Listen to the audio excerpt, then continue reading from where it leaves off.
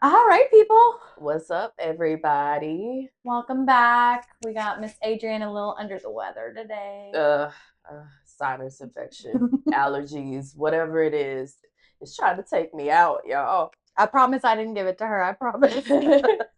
No, I got it completely while I was away spending time with my family. So I got the Midwest crud.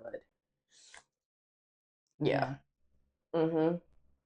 But on that note, I hate this weather here. We've probably Atlanta has had consistent rain, maybe what, like the last 2.5 weeks or so, two Yeah. weeks. It's been miserable. Yesterday was the first day I saw the sun come out. Like for longer than an hour.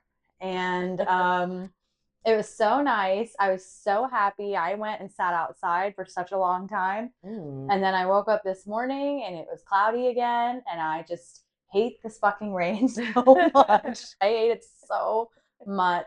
Friday night, it was like pouring. There were like really bad thunderstorms Friday Oh, night. wow. And I went out to dinner with my friend, and like the whole time, both of us were in such a bad mood. Mm. And I think it was literally just because of the rain. Like, I think we both just got really emotional and sad.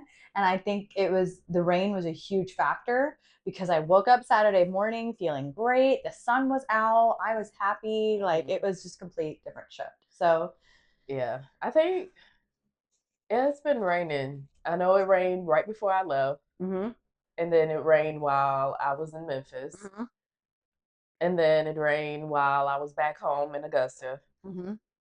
And then it rained today. And it's still raining. Yeah. Luckily, yesterday I came back, it was sunny. I was like, oh, okay, Yeah. there's the sun. Right. But Right. now it's this, and it's not helping with me Right. because Well, it, the sun should be coming out on Tuesday or Wednesday, and it'll be here for a couple of days. I'll be So, probably better way before then. I need it to happen now. yeah. It makes me feel better, but Even the wind outside, it's like looks like all these trees are about to fall down the way the wind is mm-hmm. coming down. Yeah. But Atlanta has not had a true summer yet because it's No. just been raining all the time. No. So like people are normally, outside having so much fun, and like everyone's always sitting outside at the like Pool. restaurants, or like, yes, my pool open, can't go sit at it because it's raining every day. My it was really my friend today, actually, I was telling her I don't know how to swim, and she was like, what, you're at the pool all the time? I was like, yeah, I Oh, just you said I did. know. Oh, Well, maybe wow. this I should be think my I was the interesting only fact. one that didn't know how to swim. No, I actually know quite a few Ish. people who don't know how to swim-ish. Oh, okay. Yeah. Because I'm always just sitting by the pool, Mm. or I just like sit in the pool. I Okay. don't like do Go and stuff. okay. I don't like do laps or anything because Okay. I can't be in the deep end. So yeah, she was like, I didn't know you can swim. She was like, but you're at the pool all the time. I'm like, yeah, I haven't been able to since last October probably Yeah. because it's just Yeah. been sun. I mean, it's just been rain Yes. and cold. Well, winter. But then it's just been rain Yes. since It's the pool been opened up. gloomy. Yeah, I think my pool is open. I mean, but probably. they never told us. So Oh, ours opened Memorial weekend, and it was like, oh, that's fun. The day that it's like blizzarding, up. I think it was, yeah, not blizzarding. Sorry, it was hurricaning here, hurricane, basically. monsoon. Yeah, and like those scattered thunderstorm showers. You think I really want to go sit on metal chairs outside by the pool and get electrocuted and die? Probably not in this lifetime, No. but maybe the next. No. I'm just kidding. Oh, okay. Uh, just bringing out some Final Destination. Um, Ugh. but yeah, so but I'm very excited because next week we will not be filming next week because I will be in Destin, and apparently it's supposed to be sunny. You get to be at the beach. I'm going to be at the beach, Yeah. and I will just be like lazing at the pool. Apparently they have a rooftop pool. I'm so excited. Oh. Yeah, like a penthouse rooftop, like literal rooftop Mm. pool with like this 24 building would be really nice. Oh, that'll be Um, awesome. and then yeah, like pretty much really close to the beach too. So Yay. um, but yeah, so for that reason, the sun better come out soon. The sun will come out Not tomorrow. Maybe down the road. Yeah, a few more tomorrows. Okay, so we haven't talked about sports in a really long time, just because I don't think there's been a ton of interesting stuff going on. No. But there's a couple of interesting things currently. I can't believe the Knicks are in the finals of the NBA. Like, that's amazing. Good for them. I have a friend, well, had a friend. She has an associate who diehard. Who's a really, really close Knicks fan. Haven't heard from them in a minute, but they might be dead. I really don't know. But they are a huge Knicks fan, and so the fact, like, they've like educated me basically on how like the Knicks have not made it for so long, and they always have been waiting, and they have all these like they have all this money funneled in. They got a new coach, or no, they wanted to fire their coach. They got their new coach and all this stuff to get better. And so I know they're super happy if they're watching that the Knicks are in the final. So that's cool because now I understand why it's such a big deal. Yeah. I think all of New York City is like happy that they're in the final. They just think this is going to be their time to win, and if they don't, it's gonna be a lot of craziness. It's gonna be fun in New York. It's gonna be funny. But shout out to the Spurs for doing something that pretty much everybody, if you are not an OKC fan, was wishing and hoping and praying and just thanking the basketball gods. Because now we do not have to worry about team flop. Everybody on the team flops. The refs was cheating. I mean, it was worse than the Lakers. I didn't know that. I am so happy because it really started making the NBA not watchable. Like, I stopped because it's too much. You're a professional.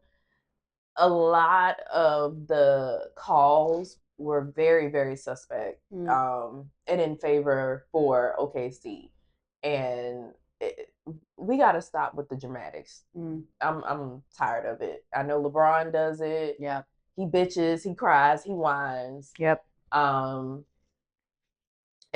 does the same thing. I mean, blatantly, it's obvious. There were calls that were being made that I don't know how you do a back court when the person is not even back court. They're about 2 feet away from the line.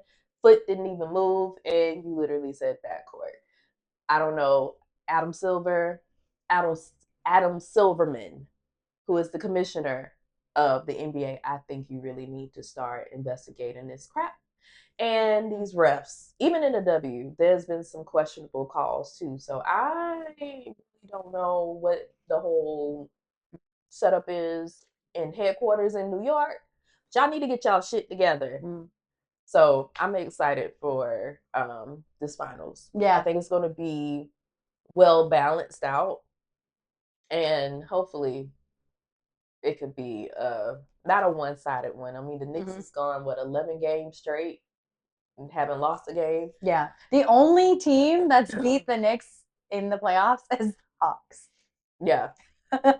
Ever since then, it's like they on this belt to ass. Since that game 7.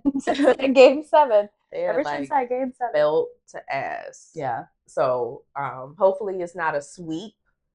I want it where it's balanced out. So I went and watched it somewhere last night, and it was crazy to me because everyone there was rooting for the Spurs. And like, obviously I told you I don't know the dramatics of what was going on with OKC.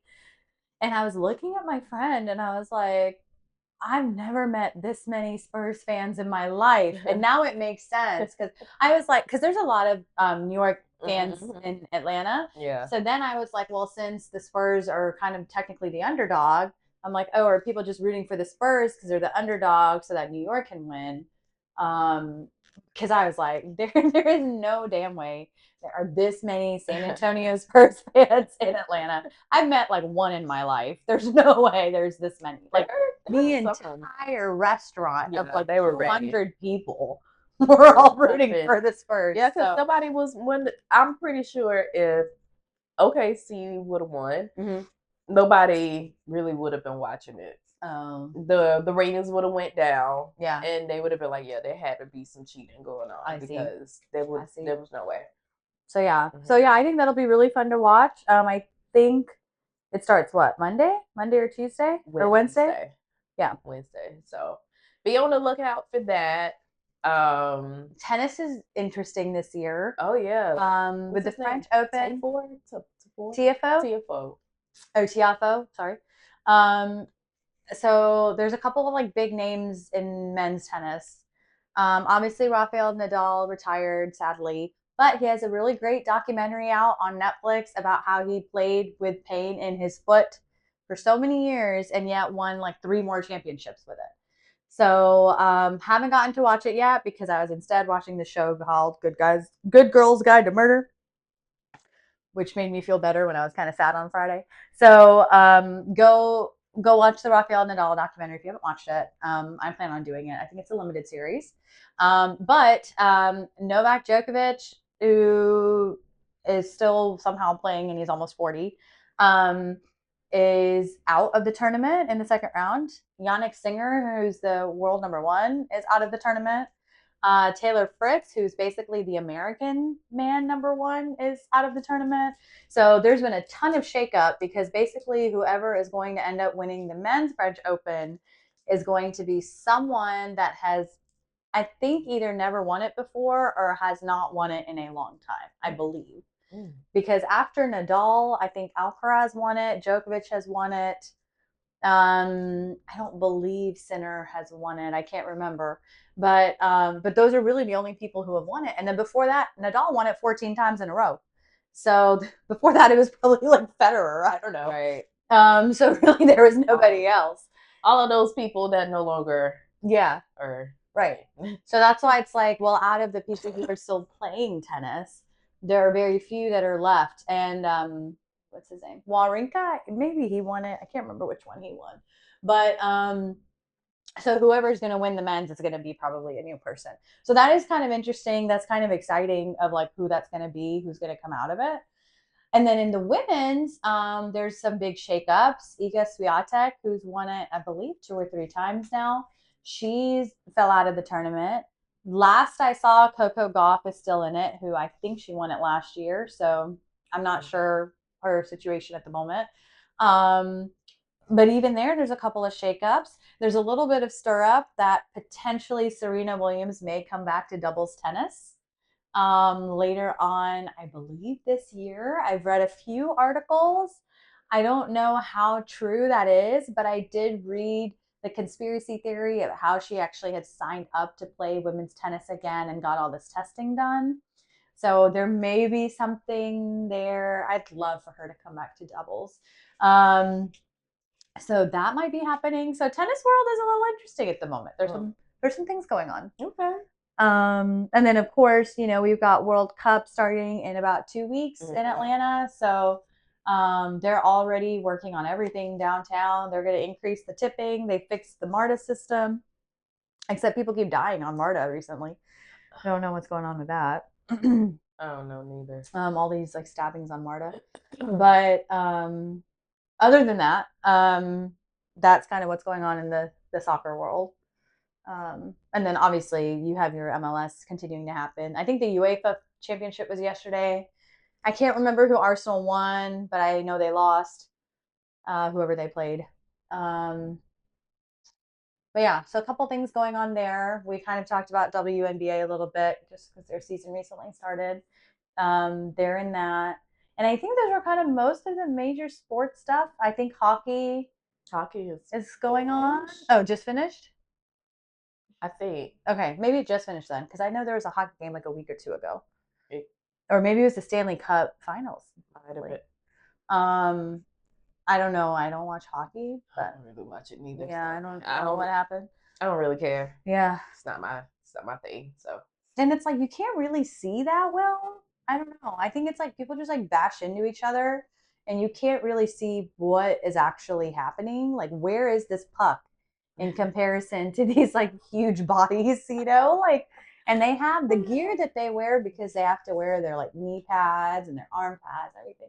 So really, if they're really this small, they're actually like this big. Yeah. And then you have this little puck in between all of them on the ground on some ice somewhere. It's just kind of hard to Yeah. see. I think actually going to the game would actually be Fun. more interested in watching it because of all of the stuff that happens. I'm just not. Especially because like their net, right? Their net is kind of small where their goalie is. So when they do hit the puck, sometimes you can't tell it made it because the net is the same color.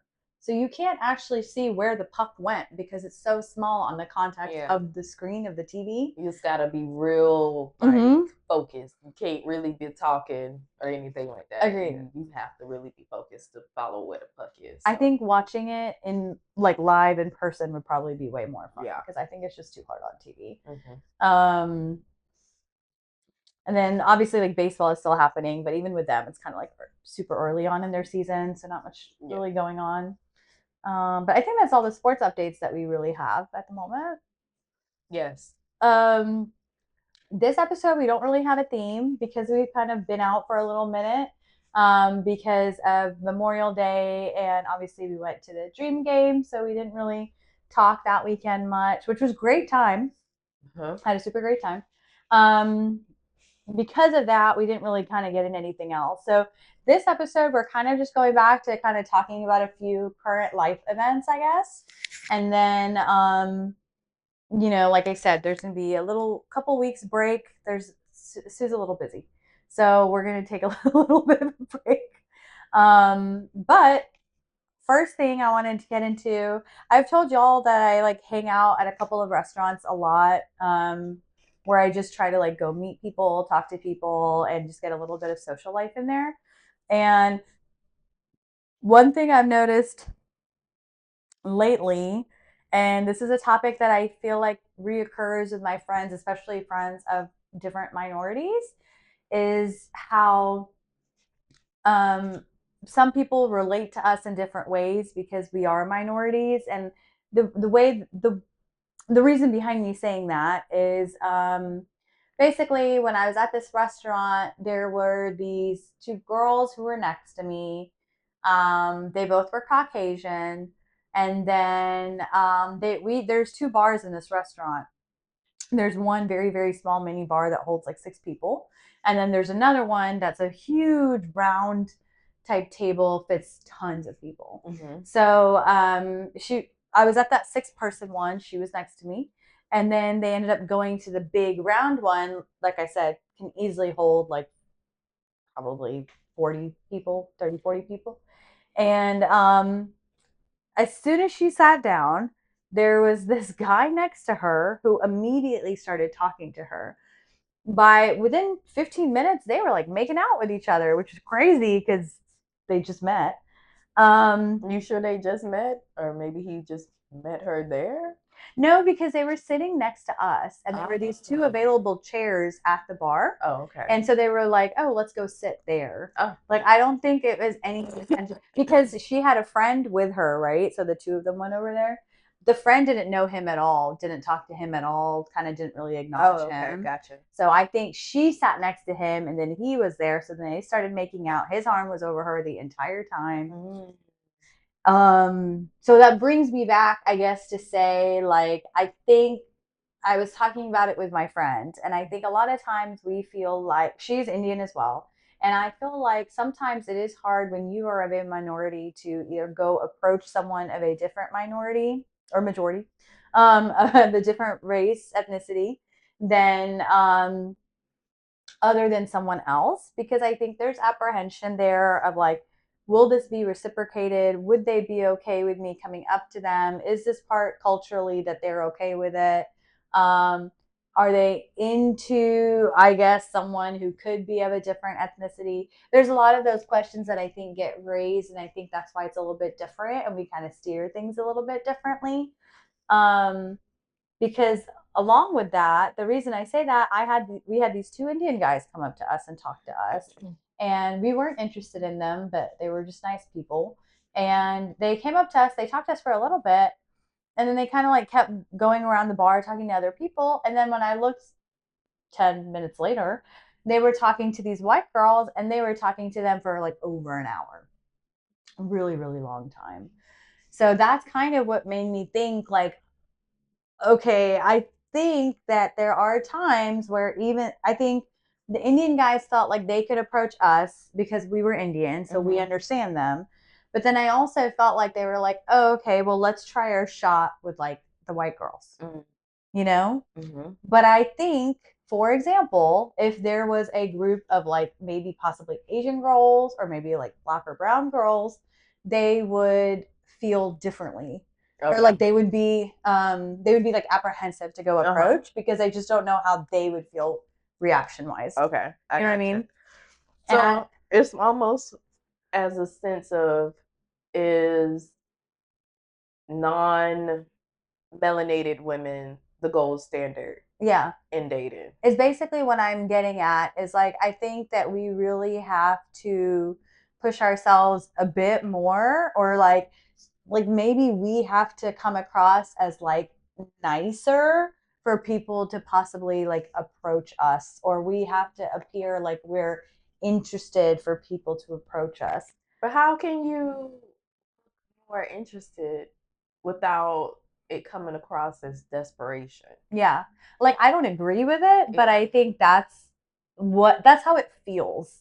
It feels like a burn kind of, you know, that like, oh, no one will come up to me because they see that I'm brown skinned because they don't know how I'm going to react. Okay. Whereas like I don't think people have that apprehension towards like a white person in America. This might be different in other countries because obviously your majority is different in other countries. But this is just, and even it could even be different culturally across states, north versus south, east, west, sure. But it's just something that I feel like maybe it's a southern thing. I don't know. I just feel like there's a little bit of like apprehension there. And even along with that, we noticed that on the other side of me, there was another white girl, and she was with her lighter skin toned black friend. Okay. They were sitting there. Actually, first they were rude because there was one open seat next to them on the other side, and then there was one right in the middle, which is where I was sitting. So my friend asked them, like, "Hey, are you guys using that last chair so that I can take it? I'm gonna move it to sit next to my friend." And they're like, "Oh, like we may have a friend coming." They never had a friend come. No one came. No one sat there. Took the chair. Yeah, no one came. No one sat there. They paid their bill. No one came and sat next to them. Like for an hour, no one was there. I would have got the chair. I told my friend, I was like, I was tempted to go back and be like, can I get it now? Like when she was like paying the check. Oh no, I wouldn't even ask because it's not their chair to begin with. And we're not holding seats for people. If they're not there within 10, 15 minutes, guess what? It's a free chair. And they friend can stand. So no, I'm here already. I'm patronizing this place. Right. And there's an open seat. And they weren't even sure if they were coming. They were like, oh, maybe. Well, then maybe she can stand. Right. Exactly. How about that? Exactly. She can stand, or y'all could find somewhere else where she can have a seat, go find a table, or do something else. But right now, in this very moment, she ain't here. She's not here. Her ass ain't in the seat. My ass will be there. Correct. So correct. Screw all that shit. Right. So first off, they were mean girls. And then next, they also decided to go to the main bar. And so they go to the main one. As soon as they sit down, this guy, I'm not going to give all the details away. I don't want to embarrass my friend. This guy sits down, comes near them, and they end up like talking or whatever. But this is a guy that is constantly at that restaurant. We see him quite frequently, right? But we are aware that he potentially has a girlfriend because we saw him kiss his girlfriend in the night. This man was with the girl talking to her. And then at one point, we see her pulling out her phone and giving him her phone so that he could put his phone number in. And I was just like shocked. Also, because my friend has been trying to talk to this guy for a couple weeks, but he just is not like at all acknowledging her, basically. Sorry. I think my mic's moving all over the place. Not really acknowledging her. So that's another thing of like, well, okay, what is the, it's fine. People are attracted to different people, different skin tones, different features, different looks, different hair. Like, I am not mad at that at any means. We all have our own types. But I think it's weird how, like, she just was there and was basically like, give me your number. And he's like, okay. And yet my friend has been trying to talk to him for weeks. So was it more so, not to get into Like detail of it, Yeah. was it that there was a conversation and he just didn't find the conversation to be interesting, or just nothing at all? Like Nothing at all. Like, I don't even think he's really looked at her. He hasn't really smiled at her, even when when she smiles at him. Just basically like blank just disacknowledgement. not even his type. Right. Okay. Whereas this girl literally just sits down and looks at him, and within 2-3 minutes, she's like, "Oh, here's my phone," and he's putting in his phone number. He probably, different strokes for different folks. That's why I was thinking. I was like, if that is the case, then fine. But once again, it just feels harder because I feel like for us to do that with someone, we're like, oh, well, are they going to like me as a brown person? Yeah. Versus, or how would they see you as, are you coming off as easy? Is this just something that's not long term? This is short term, a little one night stand situation. Or you might seem to be like a little friend, but not nothing like, oh, hey, I'll get your number just because. But in the midst of all of this, I'm gonna ghost you. It's not really, I don't want to sound rude or, disingenuous. So I'll just take your number as like a constellation prize, but you're not really my type. right. Maybe he was already showing your friend that he wasn't shit. Maybe so. She didn't need that in her life. He might Right. look good, but that doesn't necessarily mean Right. that he is good. So that's what I told her. I was like, clearly, like, you don't want this person anyway. Yeah, he's So not. Don't even. I wouldn't even fret over that shit. I wouldn't either. I'm like, now to me, he's like really gross. Yeah. So I wouldn't want to approach him ever. He got the ick. So, but I just thought it was something I acknowledged. So something I wanted to talk about is just sometimes I feel like it is hard. I think it's also really hard as a female to go and approach a male and be like, if you're interested in them, to be like, how are you? Or find something as like a starting baseline to talk about. For me, mine is sports. So like that's usually how I kind of start conversations with men. But for someone who's not into sports, like it's tough. You got to find something in common that you might be able to talk about. And even with that, I think now guys feel like we have to do a lot of the interaction to get their attention. Because there's so many women that are out that are either dating, wanting to date, single. There's a lot of competition out there. Right. So they just looking at, well, if I can have multiple rather than one, why would I sit here and do all this work for one person where it may or may not work, when I can have a plethora of shoulda, coulda, wouldas, those that will do whatever. They just want to be a part of the team. And they'll do whatever it takes to get on the team.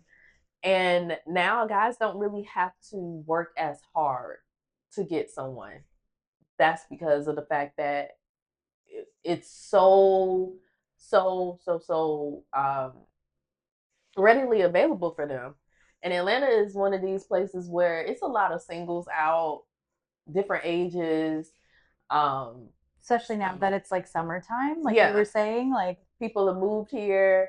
They're here for different events and jobs and occasions and all types of stuff. So it's one of those things where it's like, you got to be okay with the rejection on top of if there's a connection there. So I don't know.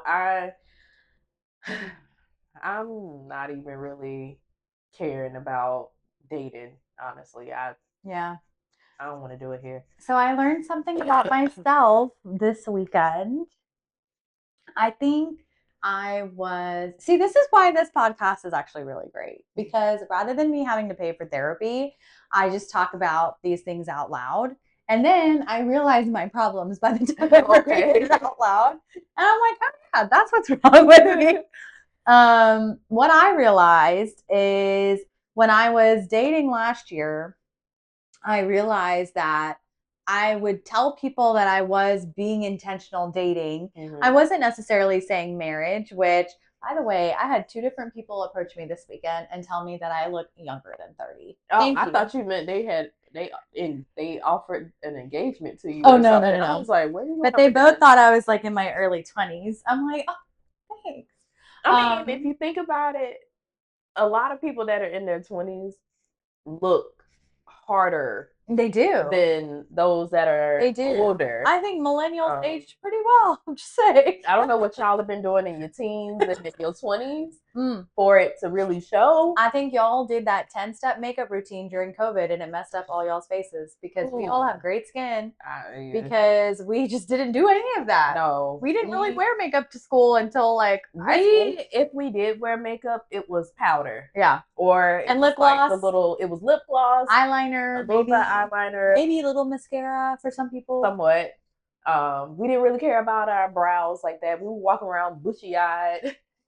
We didn't really wear like eyeshadow. No. I only wear it on like the bottom of my lid. I don't otherwise wear eyeshadow. Very basic. We didn't do the concealer, the whole 10-step. No bronzer. It was just what's the new one? Baking? Face, no baking. I didn't do none of that. No. I think a lot of the beauty trends started like 2016 and up. Yeah. Now everybody wants to go back to the basics and I want to be soft glam and add a little blush here and not really doing the baking and the caking of stuff. You got 10 layers of spackle on your face and then it looks all muddy and sweaty. Now we just want to be fresh faced and y'all doing filler and Botox and all that.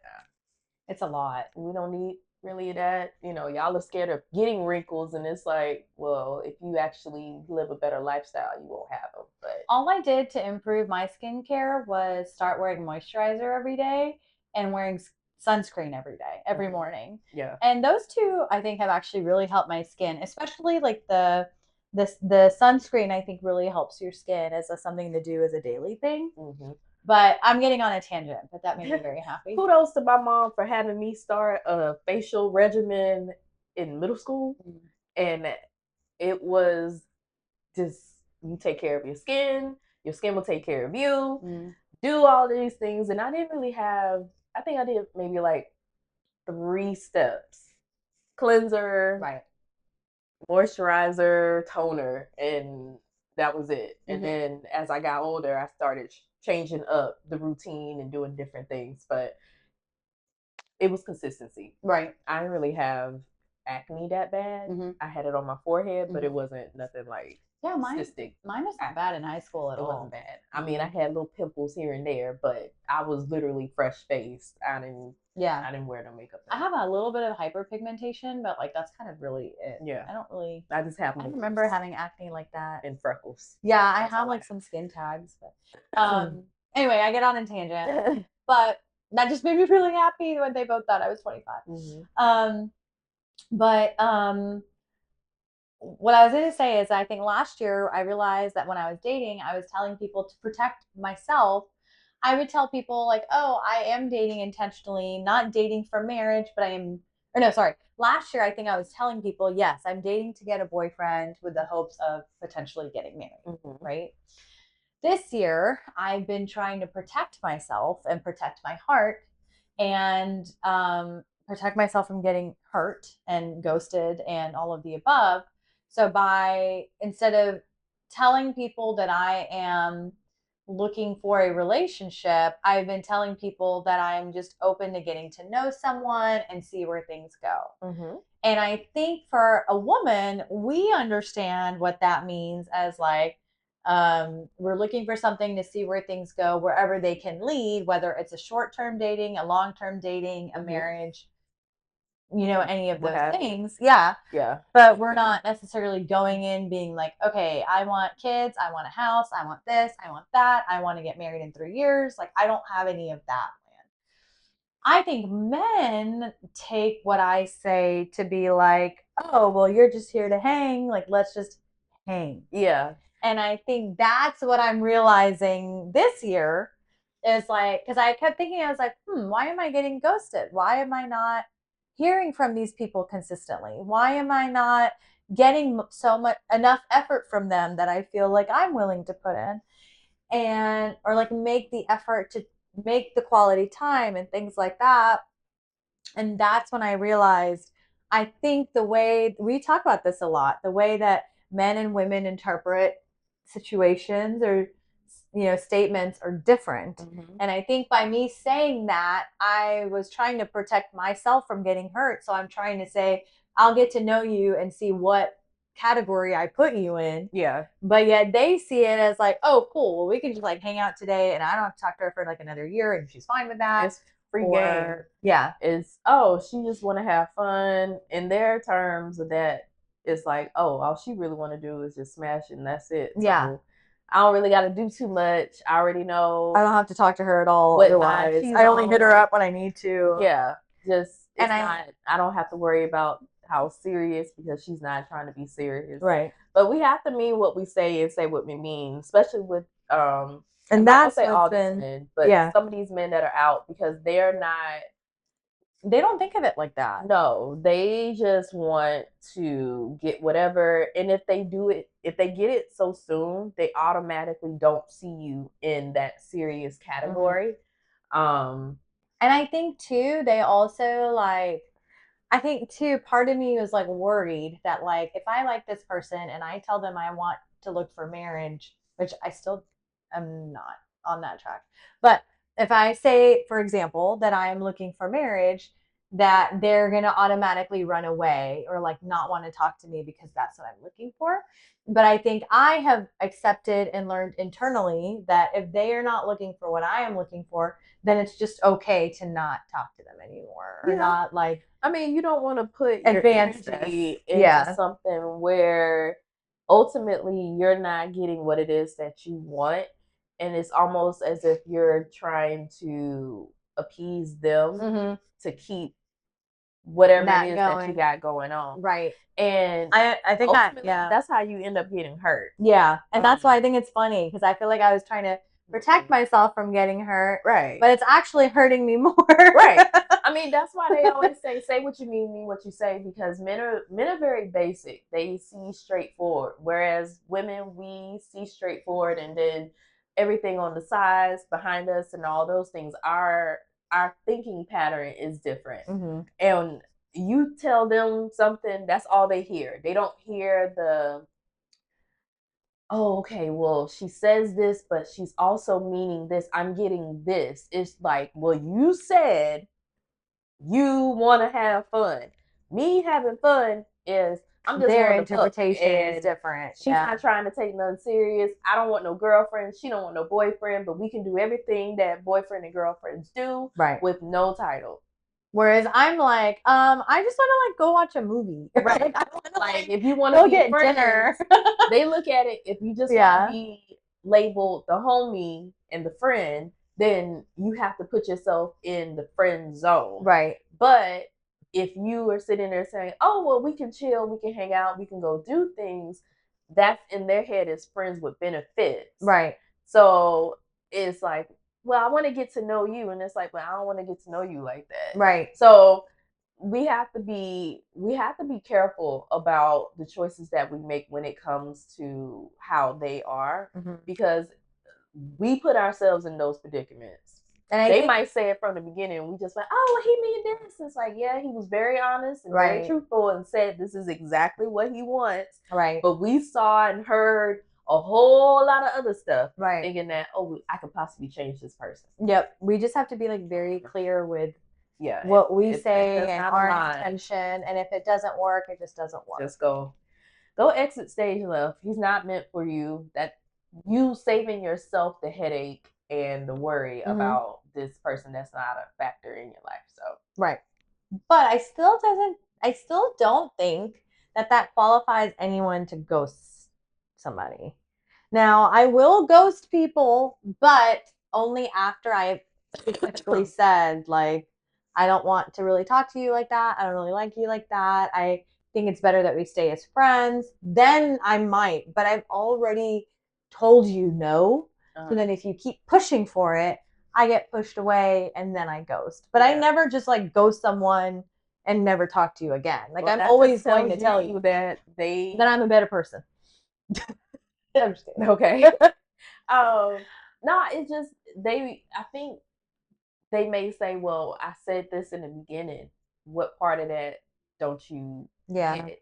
And that's when the disrespect comes. That's when the arguing comes about. And then some men are bad communicators. Mm-hmm. They don't know how to communicate. They don't know how to say how they really feel.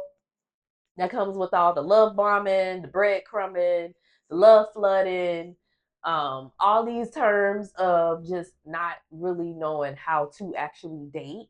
And I've seen a couple of people talk about, are men and women nowadays, do we really know how to truly date? And the answer is no. Mm-hmm. I know I'm not a good dater. I know what I want, but as far as being like, yeah, I'm a pro at this dating shit. No, I'm not. I'm not. I can tell you that up front. I am not. I don't think I would ever be an expert at dating because that's not something that I want to achieve. The goal is to date to get married. Um, but to just be this career dater, I think I think I eventually do. I eventually do want marriage. I know I do, because I'm gonna have a badass wedding, and I want to eat well. I want to drink well. I want to have a lot of music. I want to dance a lot.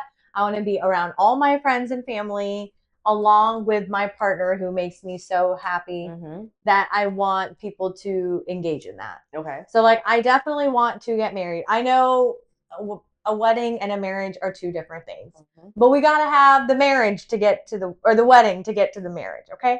But I think I want a marriage because I do want someone who will be like a partner, who can support me, help me.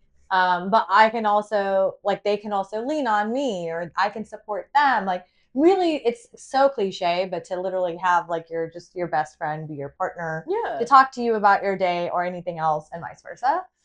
But at the same time, I know I want that, but I know I don't want that tomorrow. I know I don't want that soon. Why not say, like, if you get approached and the guy is asking you what exactly that you're looking for, you could say you're dating for partnership. Yeah, I think I just have to change my strategy of what I say. Yeah. I think I have to say, like, I am looking for a long-term relationship that could potentially turn into marriage. But I am not looking, like, I don't know if I expect to meet my marriage partner tomorrow. Gotcha. Like, I'm not looking to get married tomorrow. I'm not looking to get married this year. The goal is long term. Long term. Long term and goal. However way that takes you. I'm looking for dating. Yeah. Is really what I'm getting at. Long term dating. There you go. Yeah. And then that can turn into a marriage. Most people don't just long term date for like 20 years and then just not get married. Some people do because they end up having kids in between, or like life situations, so they kind of have to postpone like the actual wedding. You want a serious long term relationship. Right. And however way it comes about.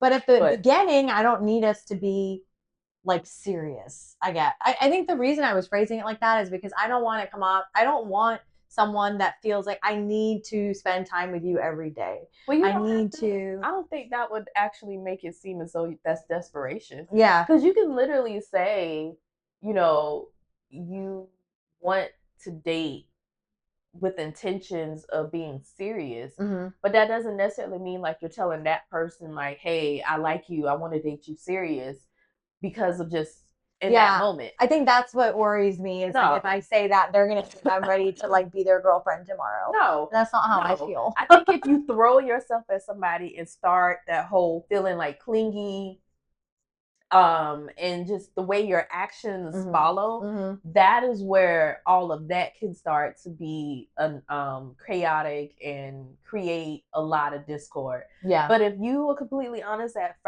front, you can avoid the ones that don't want to do any of that. They want to be the player. They want to just act as if they're, hell, they could be in there with a girl or some girl, and they approaching somebody to make them mad, and you just falling for the okie doke. Right. So I really just think like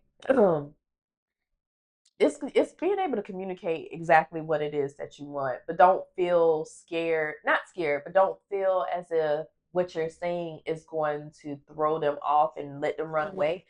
My thing is that's a blessing in disguise. I was gonna say maybe it's meant to be if that is the case. And he might be feeling the same way. Yeah. Probably be like, damn, I finally found somebody that actually understands what it is that I want, because I do believe that there are men out that want that. Yeah. I think that, and this going back to social media and just how celebrities date this person, that person, and you following them on this relationship, and then they sitting up there talking about, I'm asking for privacy and time. I'm taking myself off social media because me and such are no longer together. You don't have to invite us in your relationship. No. You don't have to tell us about any of that. Now you're asking us to give you privacy, but you're the one that's bringing it to us again.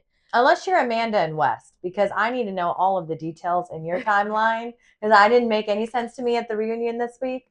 But everyone else, yeah, keep it private if you want to. But I really just think like now everything is so fast. Like everybody wants to just jump in head first, and not making sure that are we going into the deep end or are we in the shallow end? Because I think I feel like I used to maybe come across like that.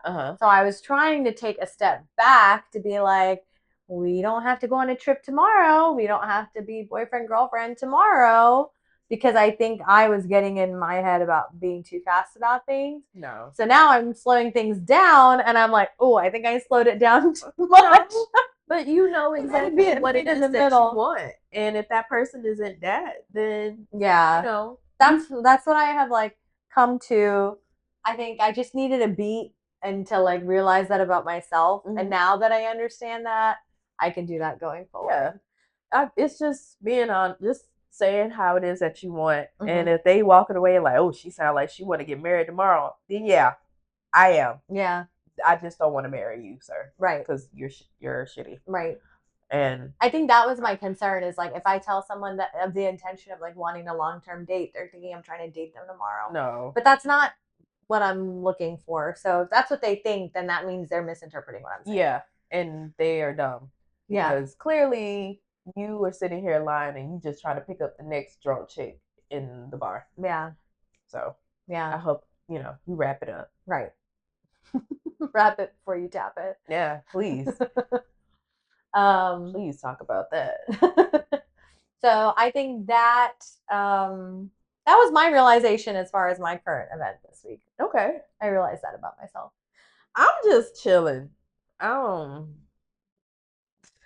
don't really see, I don't know, dating here just turned me off a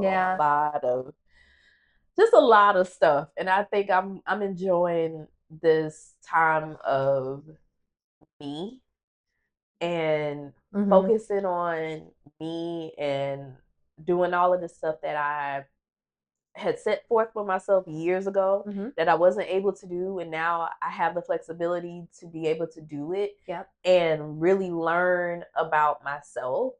I mean, I said it as far as my realization from last year, going through a lot of the new changes in my life, and I think I'm starting a new normal. I'm starting to see things on a different mindset, and my visuals of everything is just, I lost my tolerance for a lot of stuff. So I just don't give a fuck no more. I'm getting there. I'm getting there. I used to be like, oh no, if this person texted me today and I don't text them back today, then that's gonna be bad. I don't feel like that anymore. Yeah, I got it can wait. They waited 2 days, I can wait 5. Exactly. Like I'm like, well, you know, it is what it is. I'm not gonna lose sleep over you. I got enough gray hair in my head. Now that I just don't care. I don't want to stress over stuff that if it's meant to be, it is. If it's not, Yeah. oh well, on to the next. I want to keep this happiness going.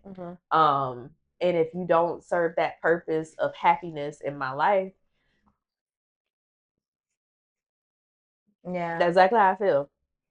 I think I kind of was like, oh well, I'm just not going to be bothered anymore. And I think that actually served me better than when I started being bothered and like putting in effort again and trying.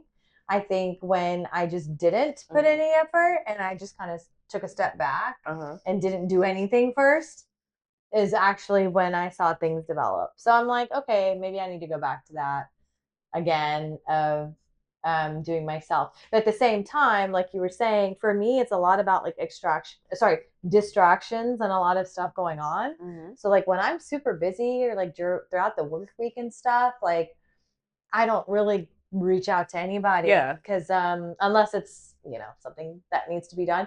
But I don't really reach out to anybody just to be like, hey, what's up? Like I just don't. Yeah. Unless I have friends that like when we text each other, like I feel like even you and I, we're not just like, hi, how are you? We're like, hey, did you see this? Hey, do you know what's going on? Like it's just like it's a constant conversation. Right. There's no like bye, talk to you tomorrow, like, you know. No.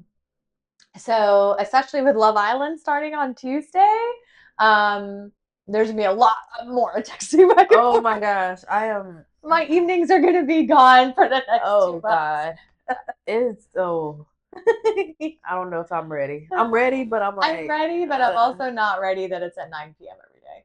Yeah, that's my bedtime, y'all. Yeah. Can we move that to like 8? Yeah, I think 7:30 is a great time.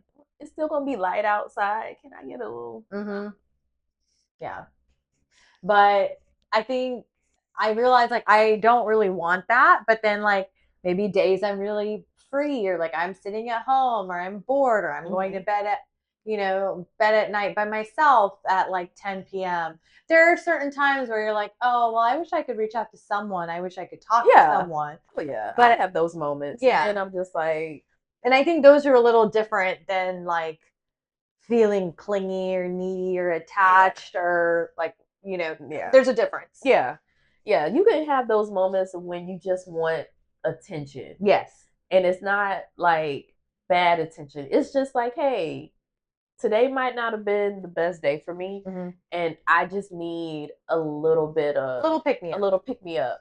I just want to make sure you're okay. I just want to hear from you today because today was shitty, and me talking to you can take away what I was dealing with. Will distract me and make me feel better. Just make me feel a little bit better so I can have a good night's sleep. Yep. It may not be a long conversation, but just something.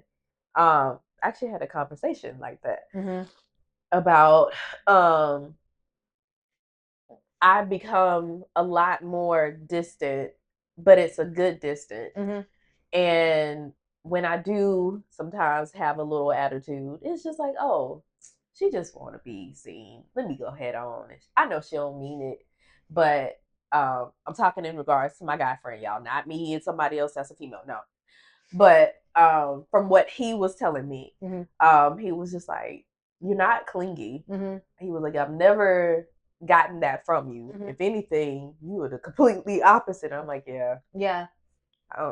I've just never been that person to latch on. I've always been independent. I've always been, I don't want to necessarily say a loner, but growing up, the age difference between me and my brothers were 6 and 5 years. So I've always kind of been the one that had to follow my own little path. I see. Because my brothers were close in age, but I didn't have anybody other than my friends. But as far as sibling wise, I was either always around my older brothers my cousins that were older. I didn't have anybody around my age group. I had one cousin that was, but I mean, he would come, sporadically, but consistently, I was always finding my own way. So I've always been that way. And even in past relationships and currently, whatever it is I'm in, I've always just been a loner. But when I want a little bit of attention, I know how to ask for it. I know what to do to get it. And it's not clingy or anything. It's like, oh, this is so cute. I know how I know something is going on, because she never asks for anything. She never tells exactly like, hey, this is what's bothering me. But when I become wanting attention seeking, I get it. And then I feel better. I'm like, okay, I'm going to bed. Good night. Right. You know what I realized about myself? I am a Virgo true and true, except I'm not an animal person. Apparently, a lot of Virgos are like animal people, and like, oh, not me. I know some Virgos that don't like animals. I know, and like they say that Virgos are like really big pet people and animal people. That's like the one thing that they got it wrong with me. But what I noticed about it myself is like, I think a lot of Virgos are planners. We don't get mad at people that don't plan, because we also like spontaneous things, but it should be low stakes things that are spontaneous things. Yeah. It shouldn't be first dates, shouldn't be spontaneous. It shouldn't be that like you say you're going to hang out with me and then 5 hours later you're like, "Oh, yeah, you free now?" Shouldn't be that. No. Those kind of things bother the hell I can't out of me. Don't. Almost gagged on that. Yeah. Because it happened to me recently, and I was PO'd because I like my sleep. I value my sleep, especially when I'm going to work. Like, I only work well on a good night's sleep. So you keep telling me, yeah, we're going to hang. Yeah, we're going to hang. I'm going to call you later. We're going to hang. We're going to hang. We're going to hang. And I'm just sitting there like, okay, I'm going to watch TV. I'm going to do dishes. I'm going to eat my dinner. I'm going to do all these other things. I'm going to prep myself. So if you say, let's go, I don't have to then I'm ready. Like, you'll be ready and be able to go. Don't do that. So then I'm doing all my other like homely things, right? Or like watching TV or calling people. Like, I'm just doing my own thing for a while. But with the thought in my head of like, oh, they're going to call at some point and I'm going to, have to leave. And it just got to the point where like that's happened a couple times. And then that doesn't happen. And I'm such a planner that like I just can't do it. Yeah. It bothers the hell out of me. Like, I really value my time because I don't have a lot of it, because I focus a lot of my time on my friends and family. So I don't get a lot of like me time the way that I would like. And it's fine. I enjoy being around people. So for me, like being around friends and family, I like it. I don't think of it as a chore, but at the same time, it is a lot of things I have to do. And sometimes it makes me anxious, but it's fine. Yeah. But I just don't like when it's like, I value my time and I am putting away my efforts. I'm taking a nice warm shower. I am going to go make a nice dinner because potentially you're going to eat it. Or I'm, whatever, cleaning the apartment because you may potentially come over. Like things like that maybe I can do in my spare free time when I want to do it, rather than feeling like I have to do it. Right. I got you. So it's like I'm doing all these things, and then it's like I've put away all my effort and time to go through all of that, and then you don't show up on your part. It annoys me. It does. It just lets me know right then and there that you are not serious. Yeah, you don't care. You got too much going on, and you are readily unavailable. And there might be somebody else that's taking that time. So maybe you're waiting on that person to let you know if they can or can't hang out with you. And if they don't, then you got options. Now you got time. Yeah. It's almost like you going into your Holodex. Right. And we ain't talking about that in a minute. I don't want to be in somebody's Holodex. I might want to have my own. Yeah. But I'm respectful of people's time and not disrespecting them as a person just because I'm trying to find a reason or something to do, but I don't want to do it by myself. So I'm going to use you to be able to do that so I can get fulfilled, but necessarily not really caring about what I'm doing to you. Mm-hmm. And we've talked about this too, like with the whole family situation Yeah. of like, I am totally understanding because this is currently happening to me and I'm starting to get annoyed. I totally understand people having their family come into town or that they live with near their family. So they spend time with their family, their loved one. Like I am not mad about that at all. You spend as much time with your family as you want. Yeah. But there has to be some way in there that if you are planning on including another person in your life, you have to factor time for that person. Yeah. Whether it be 1 hour of going to go get smoothies, 2 hours of grabbing coffee one day, and even that every 2 weeks or something. I don't know. It doesn't have to be consistent. Yeah. But like something, because if you're always saying that I'm busy with my family or I'm seeing my family or I'm seeing this person or I'm seeing my friend or whatever, like if you're doing all of these other things and you can't even want to try to factor in a little bit of time to spend with somebody, then like that's just not going to work because now I don't feel like I'm any part of priority on your list of people. Or don't be like, yeah, when I'm done hanging out with him, I'll call you. Huh? No, I'm not waiting on No. you. That right there tells me that even if we get in a relationship, it's always going to be about you and your family. You're not going to want to be engaging in the things that I like. And if I want to bring you around my family, you are going to probably either be like, no, or only want to be around for a short period of time. And the reason I say that is I know two people that are dealing with that right now, like close to me. Their spouses are always wanting them to be around them, but then when they aren't around, it becomes a problem. Like they may invite you somewhere, or invite them to go somewhere, and it might be like, okay, cool, yeah, I'll do it, and then last minute, no, I'm not gonna do this. Oh, I hate people that cancel things last minute. Or it's I need you to go with me with my family over here. But then when things are being planned with that person's family, it's just like, oh no, I don't want to do that. Yeah. And it's just like, well, do you really like the person that you're with? Or is it just the simple fact that you're getting what it is that you want out of them? And because of that, you don't necessarily want to be around their family because number one, you may think their family or whoever it is may see the bad in you and try to convince that person from not being with you because you want that control. Or it's just your personality is so fucking shitty that you just don't understand that it takes two people in a relationship for it to work. Somebody can't always give, and you take, but yet you don't want to give in return either.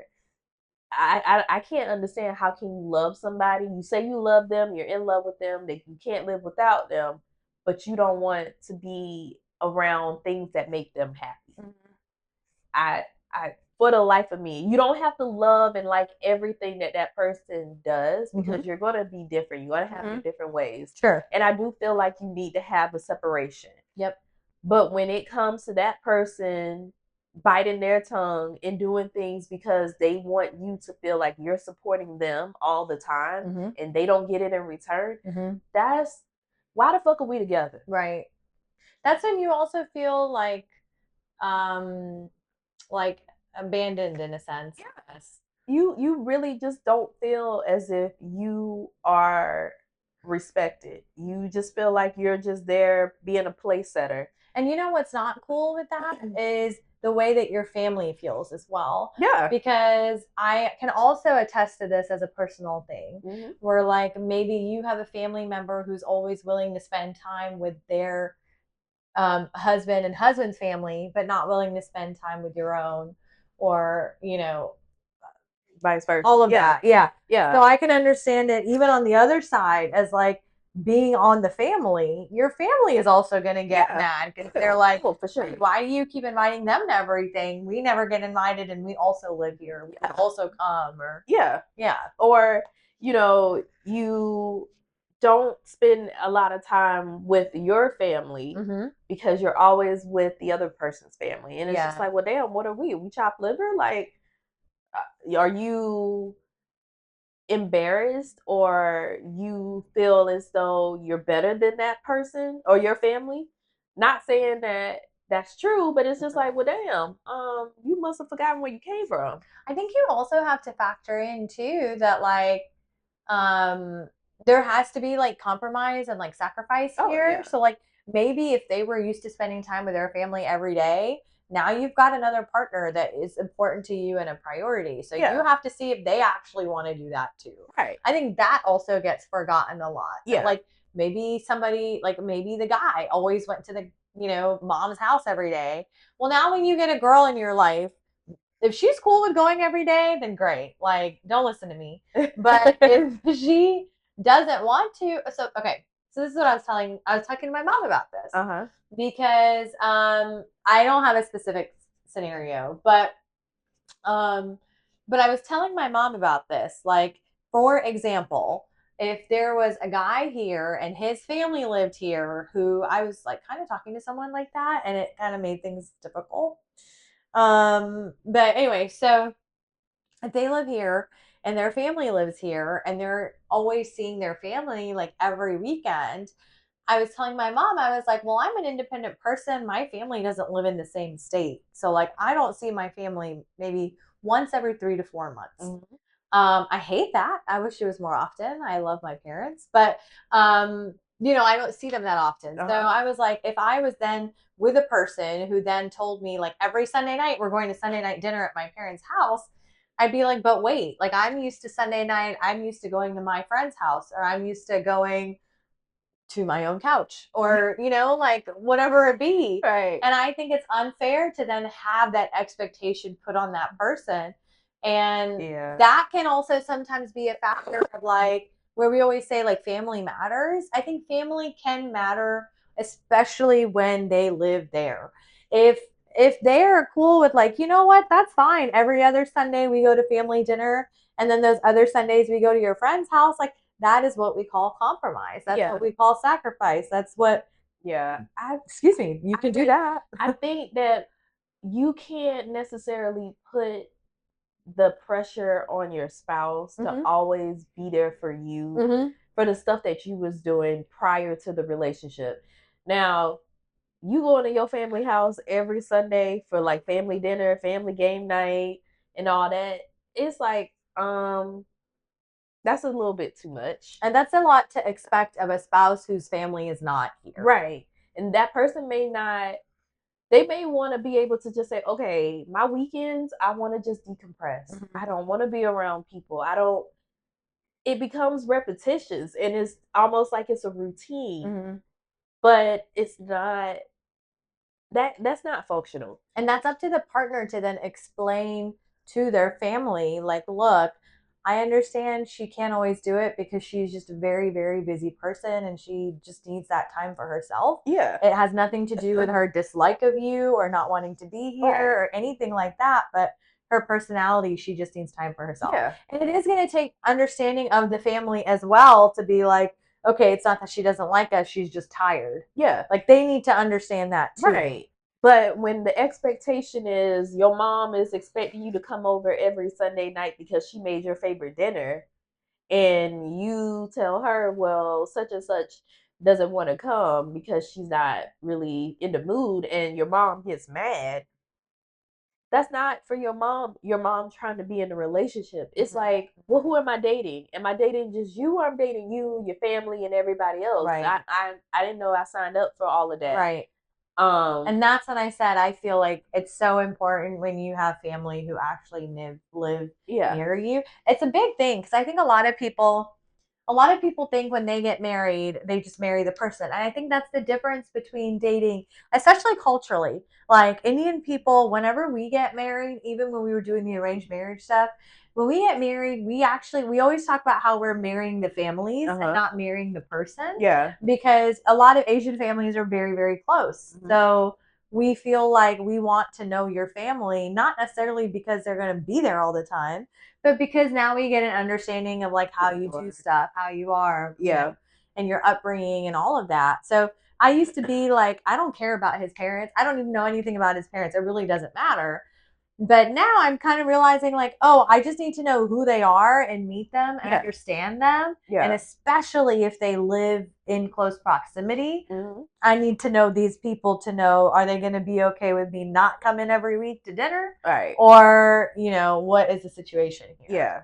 Family to me is important because I want to make sure you have a good relationship with your parents and your siblings and your family. Because if there's any kind of issue in that, I need to know how to approach it because I'm all about family. Um, I'm close with my family. I was close with my mom, and I feel like it's a huge thing for me. Like that is a red flag. If you sit there and say, "Oh, I'm not a family person," I can't. Yeah. I would have to know exactly the Why? circumstance. I met this guy who was like, I don't really get along with my parents, and my first question was like, why? Right. Like, and and like some of it I understood, but then some of it I was like, you just seem like a baby. Now that if it's some trauma where abuse and all that, I completely understand. Yeah. So it's gonna take a minute for you to really feel the family dynamic because that might not be how you were brought up. Right. But if you are always on the phone every single day talking to your mom, going to her house multiple times during the week, on the weekends, when are you really going to have time to really date somebody? Because she's going to be excuse me, she's gonna be a distraction. And I don't know, there's a difference between being you and your mom having a good relationship to you actually being a mama's boy. And everything gotta go through your mama first. That can't I can't deal with that. I know parents are always going to be in their child's life no matter how old they become. That's your kid. That's just genetic. You're gonna always want to make sure that your child is being taken care of, and you're gonna always want to be there for them. However, there's a level of boundaries, that should not be crossed. You should be able to have those boundaries with your parents or your family, your siblings, and all that stuff. And it is hard, like I said, like especially culturally, it is hard to like look at your Indian dad and look him in the eye and be like, no, dad, we're taking care of it. Because you know, all Indian dads want to take care of you all the time. But you have to like stick up for yourself a little bit. And then you have to stick up for your partner too. Like that is such an attractive quality when I have someone who sticks up for me. Yeah, I would feel like that. Now, you don't have to be disrespectful. Yeah. But I also feel like because I've had that happen, where the person just decided to just chew out everybody and just said, I'm gonna be with this person. This person is supposed to be my spouse, and I fuck all y'all, but I'm going with them. That part of it is like, well, damn, like we sitting here just wanting to make sure you're making the right decision. We know you don't want you to end up getting hurt, especially for somebody that's not necessarily doing it for the right reasons. And nobody's trying to come in your relationship trying to tell you how to do stuff. But if there's red flags there that I don't see, I would want my family to tell me that because they know me better than anybody else. Right. And it's my job to then be like, okay, I appreciate what you're telling me. Let me look look into that. Or just say, well, that's not the person, like, because I know the person that they're saying may have these tendencies, I have the right to defend it. Mm-hmm. But I also know that there are people that want to sabotage you, but you should know your family to know that they won't ever do something like Mm-hmm. that. You don't want to Most of the time it's coming out of like protection, right. It's that's it. care, love. We want you to enjoy your life. We don't want mistakes to happen. Things are going to happen regardless. We're human. But if it's something that can be avoided without having to go through all of the turmoil and drama, then I want my family to tell me right then and there, like, oh, hold your, pump your brakes a little bit. Mm-hmm. Might be a little. Yep. You need to look into it. Have a different outlook on it. And if your family is not able to do that for you, we can.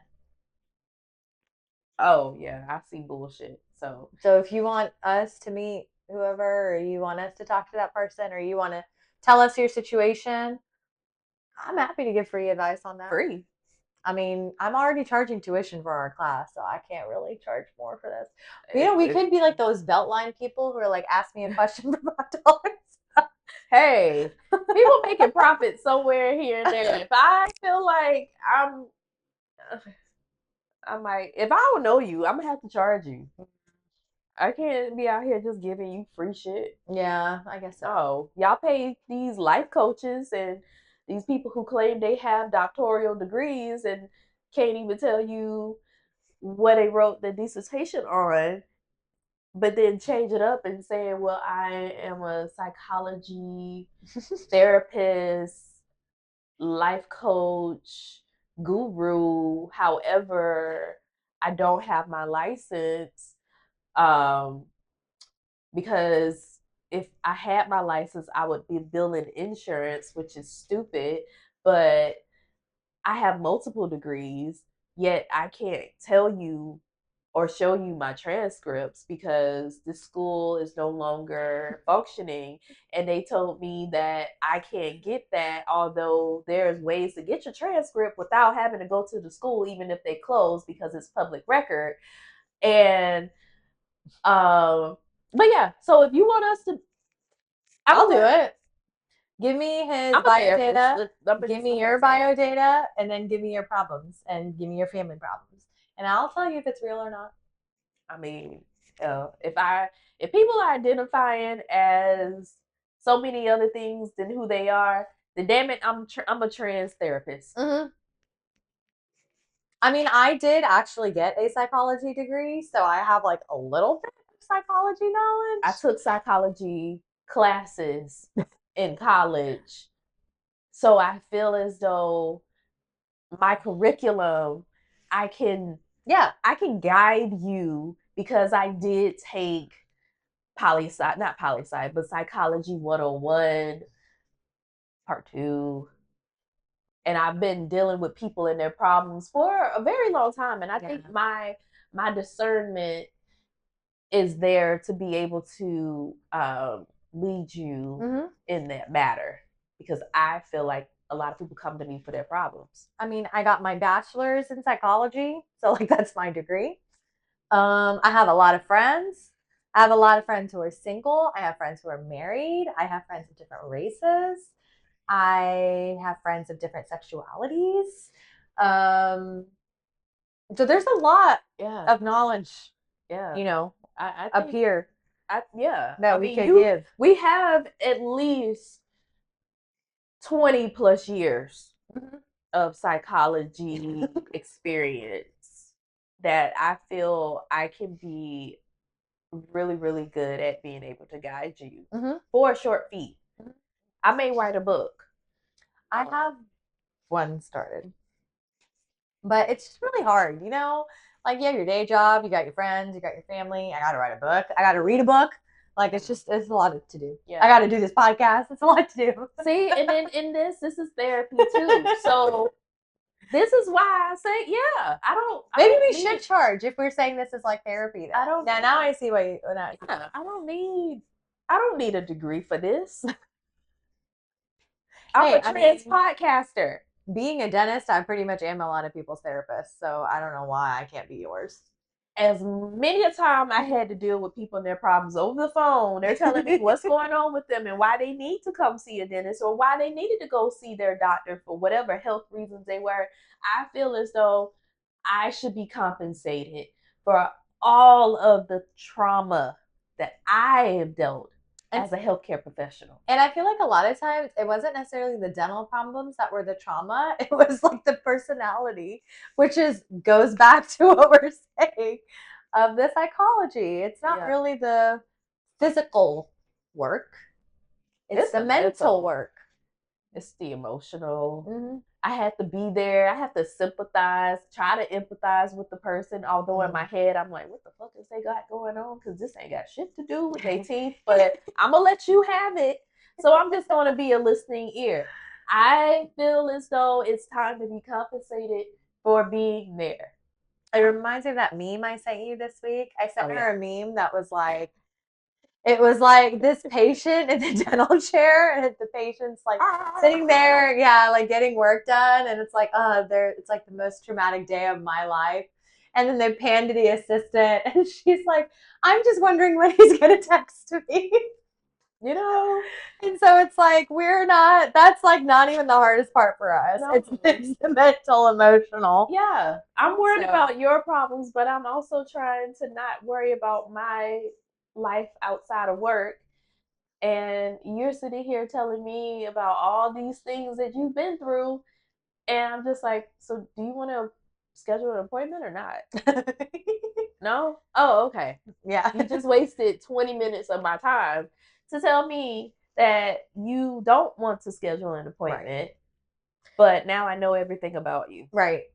So if you are going to call us, please like have your ducks in a row and like write down your issues so we don't have to spend 30 minutes. Mm-hmm. I'm sending out invoices. So unless you don't want to receive an invoice, and no, I'm not doing financing options. No. You want to pay me right then and there. I have Cash App, Venmo, Chime, Zelle. I have all of those. If I need to start doing Afterpay, all of those other pay-as-you-go options, so be it. But I'm starting to charge you motherfuckers. Yeah, okay. I can get with that. Yeah. I can get with that.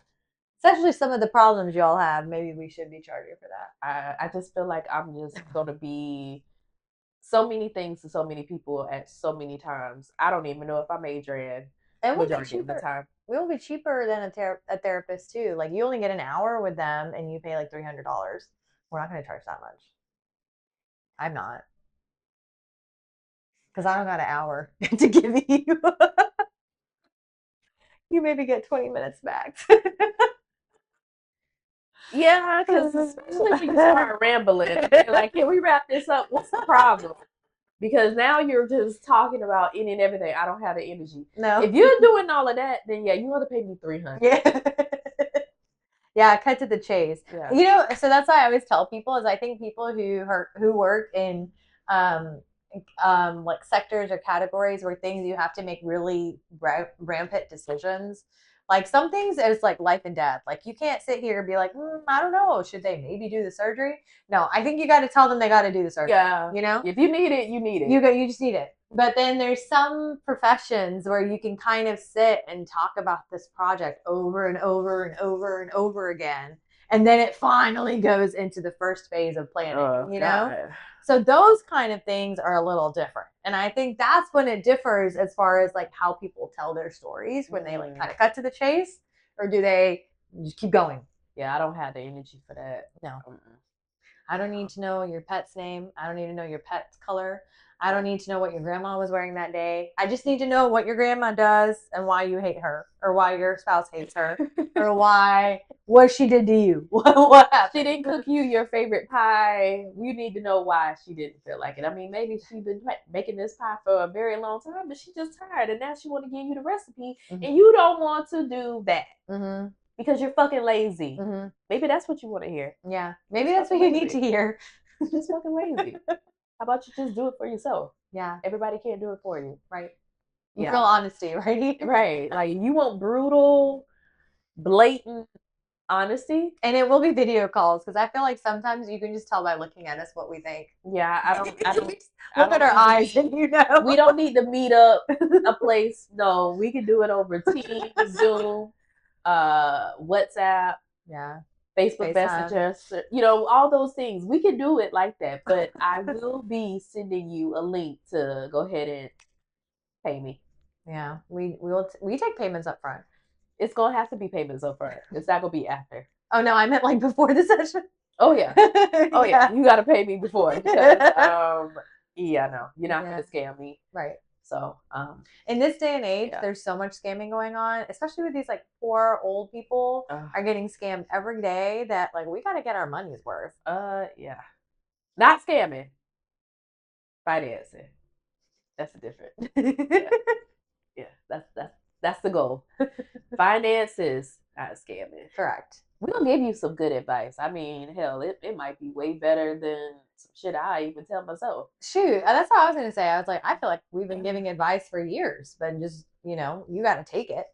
You gotta listen to it for anything to come from it. You might just need to get shook. Yeah. I'm not gonna shake you. I'm gonna shake my computer so you can actually see how I feel. It'll be like a 4D movie. Yeah. But on that note, I mean, hey, what are we doing now? Either you're gonna change or not. Communication is key, everybody, and everything. Just getting the advice doesn't mean much. You have to act on it. So I'm taking I'm taking a personal oath. Okay. Of what I said earlier on here that like I'm going to start talking about what I want from a relationship or like dating intentionally or whatever. I'm going to start actually doing that and start telling people that I really meet so that I can like prepare myself, I guess. But at the same time, I need y'all to stop ghosting because seriously, if I put myself out there and I'm going to tell you that, and then you ghost me, I once again I didn't do anything wrong to get that reaction. So yeah, that's all I'm saying. Stop ghosting people. It's annoying. Right. It's annoying, and if you just don't feel it, say it. Just say it. Say it, and then if I don't listen, then say it again, and then ghost me. But like, look, now I said what I said. Yeah. Like Nene said, I said what I said. Right. Mean it. Right. And I told you I don't want to talk to you, and you messaged me anyway. And you're not listening to me. Yeah. So now I gotta be. Now I can ghost you. Now I gotta be a nasty ass person for you to understand where the fuck I stand at. Right. But if you continue to message me like, hey, what's up, every 3 days, I'm not getting anything from you for me to think that like there's nothing wrong here. I'm blocking you. It ain't after I say what I say. Oh, I meant the opposite. Oh. Yeah. My bad. Like if they like I'm saying like there's no need for me to get ghosted because I don't feel like I did anything wrong just because you didn't message me for 3 days. Oh, okay. You know what I'm saying? Oh, I thought you meant the other way around. You told them and they still not getting it. Oh, yeah. No, that's when I ghost. Oh, okay. Oh, absolutely. Okay. I have a 2-time rule. I tell you once, and then if you don't understand it, the second time you get ghosted. That's it. That's it. That you might as well. That's it. You're desperate, and I'm not dealing with that, and you're crazy. And by the second time of me not responding to you, most people get it. I've only had one person not get it, and they finally did. They left me alone. I'm blocking the fuck out of you. Yeah, but usually by the second time, by the second time they get it. Done. Yeah. Well, all right. Well, y'all. Watch out for these allergies out here. Take care of yourselves, okay? You know what's funny is I feel like your voice actually sounds better from the beginning of when we started filming. It actually sounds like better now than it did. It's coming and going. Yeah. I'm very congested right now. But funny enough, like you actually sounds like you've broken through something. I'm sounding more like Adrianne. I'm not sounding like Andre. Yeah, I was very low. Hey, do it. I actually like it when it does that. Yeah, it's a little phlegmy. Call it the phlegm. But yeah, me and my nose, I swear, is just trying to take me out. Well, hopefully June 1st usually is the sign of like allergy issues lowering, usually pollen lowers. The rain is usually gone. So maybe that can make a difference. I hope so, because the rain, the pollen, it blooms today, it rains tomorrow. It's just not. I'm not. I need to be in a bubble. Right. I need to be the bubble woman. And yeah. And it is amazing to think that we're almost halfway through the year. Like we're starting June tomorrow, and we're going to be almost halfway through 2026. Time is going by fast. So make really fun fast. of it.